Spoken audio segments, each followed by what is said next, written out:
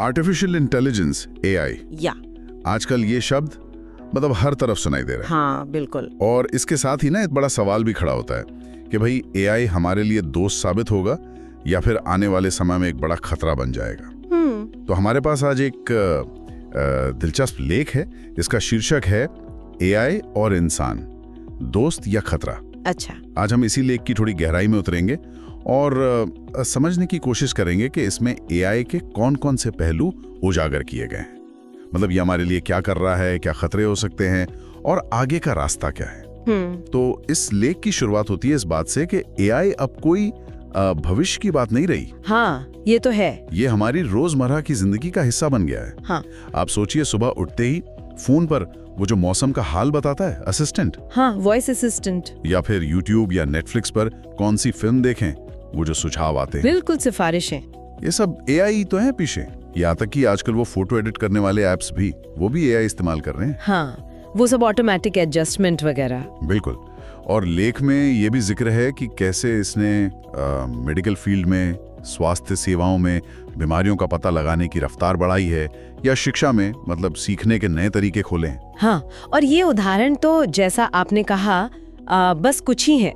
लेख असल में इस बात पर जोर देता है कि ये सब एआई की जो सहायक भूमिका है उसको दिखाते हैं। सहायक भूमिका। हाँ, मतलब एक ऐसा टूल, एक औजार जो इंसानी क्षमताओं को बढ़ा रहा है, हमें ज्यादा कुशल बना रहा है। जैसे कोई बहुत मुश्किल डेटा एनालिसिस हो। हाँ।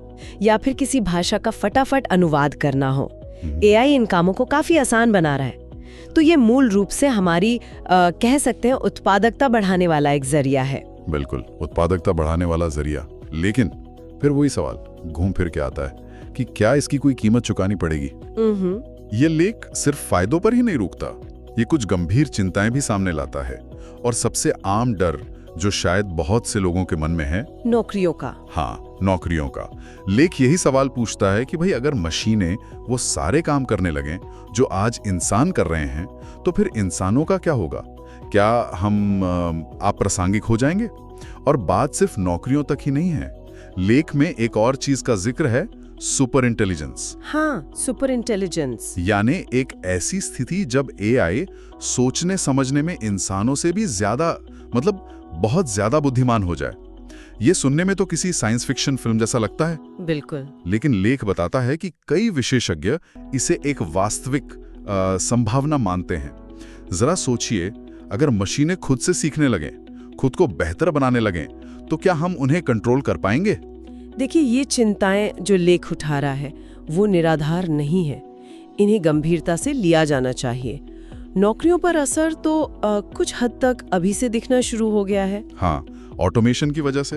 हाँ, हालांकि ये भी सच है कि नई तरह की नौकरियां भी बन रही हैं, लेकिन वो सुपर इंटेलिजेंस वाला सवाल वो कहीं ज्यादा गहरा है। गहरा है, हाँ। उसका मतलब सिर्फ ज्यादा स्मार्ट होना नहीं है, उसका मतलब है ऐसी समझ और क्षमता विकसित कर लेना जो शायद हमारी कल्पना से भी परे हो। तो लेख इस अनिश्चितता को साफ तौर पर रेखांकित करता है।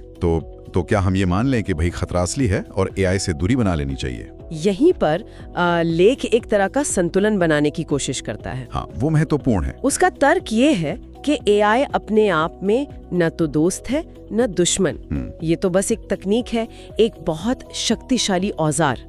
लेख में एक बड़ी अच्छी उपमा दी गई है, चाकू की। अच्छा, चाकू वाली उपमा। हाँ। और किसी को नुकसान पहुंचाने के लिए भी। तो गलती चाकू की नहीं है, इस्तेमाल करने वाले के इरादे की है। इसी तरह लेख का मानना है कि एआई का भविष्य कैसा होगा, ये पूरी तरह इस बात पर निर्भर करेगा कि हम यानी इंसान इसे कैसे दिशा देते हैं। बिल्कुल, हम पर निर्भर करेगा। क्या हम इसके विकास के लिए सही नैतिक नियम बनाते हैं? क्या हम ये पक्का करते हैं कि इसका इस्तेमाल इंसानियत की भलाई के लिए हो? अगर हम ये सब कर पाते हैं तो एआई वाकई एक दोस्त साबित हो सकता है, हमारी बड़ी बड़ी समस्याओं को सुलझाने में मदद कर सकता है। बिल्कुल। और वो जो चाकू वाली उपमा है वो इसीलिए बहुत महत्वपूर्ण है क्योंकि वो जिम्मेदारी हम पर डालती है। हाँ, जिम्मेदारी का सवाल है। तकनीक तो बस एक साधन है। लेख ये बात साफ करता है कि एआई का असर अच्छा होगा या बुरा, ये हमारे फैसलों पर, हमारी नीतियों पर, हमारे मूल्यों पर निर्भर करेगा। हमें ये तय करना होगा कि हम एआई को समाज में कैसे शामिल करना चाहते हैं और किन सीमाओं के भीतर रखना चाहते हैं। तो कुल मिलाकर देखें तो ये लेख एआई की एक काफी जटिल तस्वीर पेश करता है, सीधी सादी नहीं है। हाँ, कई परतें हैं इसमें। एक तरफ इसके अनगिनत फायदे हैं जो हमारी जिंदगी को आसान और शायद बेहतर भी बना सकते हैं, और दूसरी तरफ नौकरियों के जाने से लेकर नियंत्रण खो देने तक के वास्तविक जोखिम भी हैं। तो कोई सीधा जवाब नहीं मिलता।